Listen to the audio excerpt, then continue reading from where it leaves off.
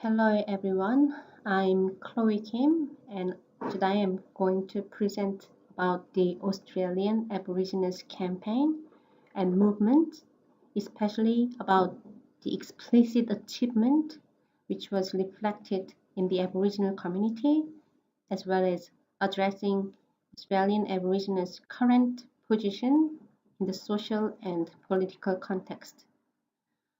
Before we go ahead, let me briefly go through what I'm going to cover in this presentation.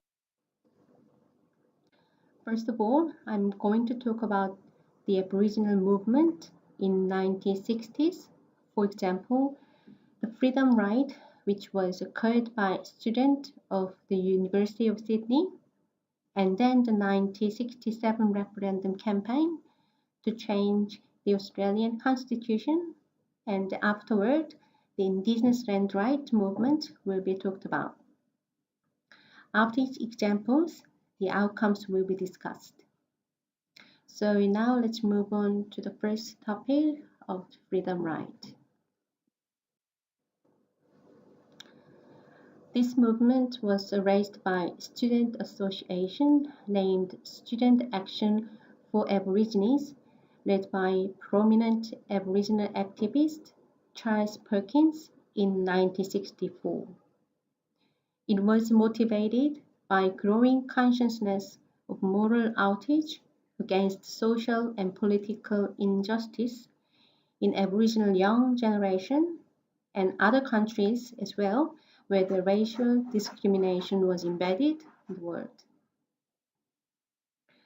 Perkins highlights about the freedom right as his praise, he said, that the freedom right was the first major incident in the early 60s that drew together the subject of race, student radicalism, and the rise of the New Left to produce an innovative public protest in Australia. The students gathered and inspired by American movement was a bus tour traveled in the rural New South Wales aimed to raise public consciousness in relation to the inhumane situation of Aboriginal health, education, and housing, and criticize the existence of social segregation between Aboriginal and white residents, and encouraged and support Indigenous people to resist against discrimination. However, a concern was raised that it was a translation of political trick by overt American ideas, and precisely the indigenous rights were not focused as a primary aim, as Kama argues.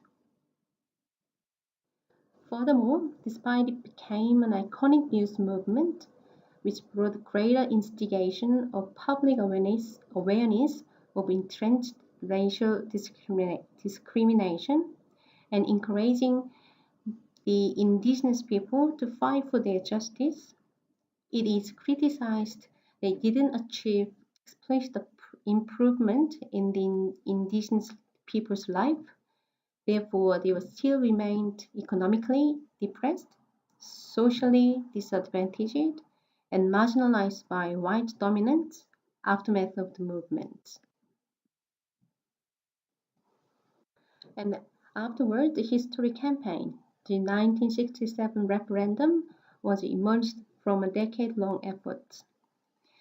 Apparently, there were optimistic achievements for Indigenous people in political and social contexts, such as the amendment of existing discriminatory law, and great number of population participated in the vote for including Indigenous and Torres Strait Islanders in the national census system, which means, in the other words, the more than 90% of Australian population had recognized Australian Indigenous people as one nation.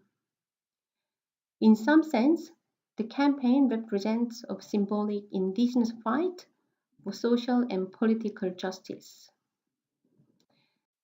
However, it turned out differently as it seemed in the affected people negatively after the campaign. As Atwood and Marcus argues that the campaign itself, organized by the Federal Council for the Advancement of Aborigines and Torres Strait Islanders, was complicitous in the creation of this inaccuracy. The changed clauses were not related to the indigenous people's daily life. It was more about the adjustment of responsibility between state and federal government. For example, Section 51 said that the Parliament shall, subject to this Constitution, have power to make laws for the peace, order, and good government of the Commonwealth with respect to the people of any race other than the Aboriginal people in any state for whom it is necessary to make the special law. And Section 127, in reckoning the numbers of the people of the Commonwealth or of the state or other part of the Commonwealth, Aboriginal natives should not be counted. Those sections were removed from the Constitution.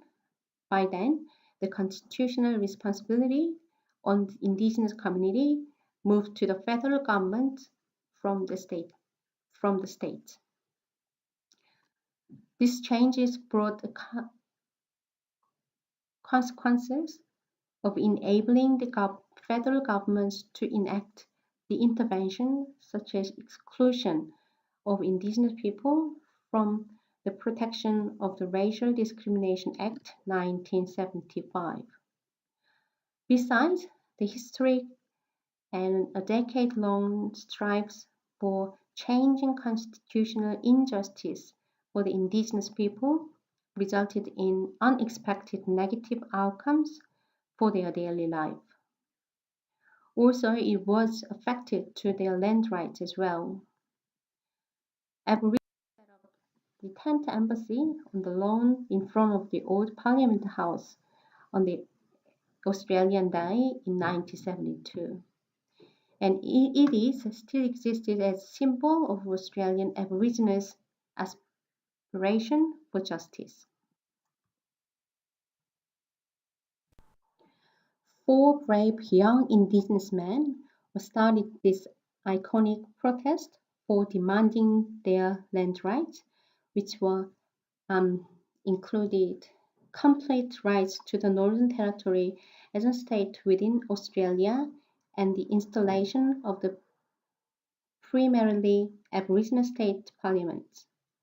These rights would include all mining rights and the land ownership and mining rights of all other Aboriginal reserved lands in Australia. The preservation of all sacred sites in Australia and ownership of areas in major cities, including the mining rights. Also, compensation for lands that would not able to be returned, starting with $6 billion and including percentage of the gross national income every year. As aforesaid, it is still existed in the same site and still in fighting for their justice, not only for their land rights, fighting for the equal life as other Australian slaves. The year of 2008 was meaningful for the Indigenous community.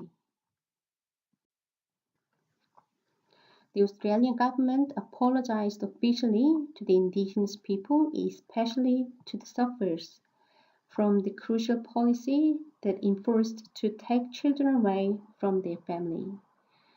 Since then, Australian government seems to take enormous changes, such as endorsement of the Declaration of Human Rights on the Indigenous People in the United Nations, which means that the government supports the self-determination for Indigenous community.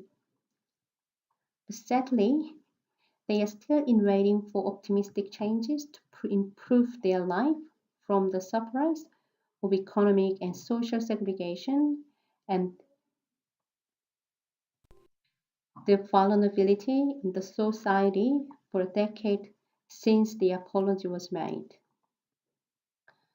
This is for today's presentation, and um, thank you for your time.